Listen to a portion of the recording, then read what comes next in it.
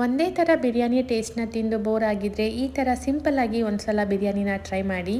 ಯಾವುದೇ ರೀತಿ ಮಸಾಲ ಪದಾರ್ಥಗಳನ್ನ ರುಬ್ದನೆ ಜಸ್ಟ್ 15 to 20 ಮಿನಿಟ್ಸಲ್ಲಿ ಬ್ಯಾಚುಲರ್ಸ್ ಬಿಗಿನರ್ಸ್ ಕೂಡ ಈಸಿಯಾಗಿ ಪ್ರಿಪೇರ್ ಮಾಡ್ಕೋಬೋದು. ಮೊದಲಿಗೆ ಒಂದು ಮಿಕ್ಸಿಂಗ್ ಬೌಲ್ಗೆ chicken, turmeric, salt, biryani powder, curd, ಸ್ವಲ್ಪ ಚಿಲ್ಲಿ ಪೌಡರ್ನ ಸೇರಿಸ್ಕೊಂಡು 20 ಮಿನಿಟ್ಸ್ ಮ್ಯಾರಿನೇಟ್ ಮಾಡ್ಕೊತಾ ಇದ್ದೀನಿ.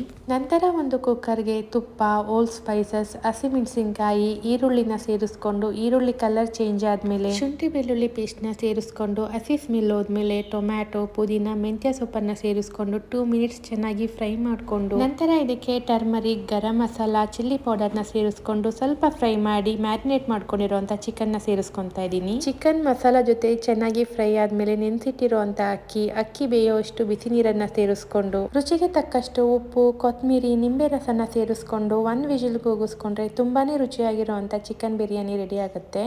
ನೀವು ಕೂಡ ಒಂದ್ಸಲ ಟ್ರೈ ಮಾಡಿ.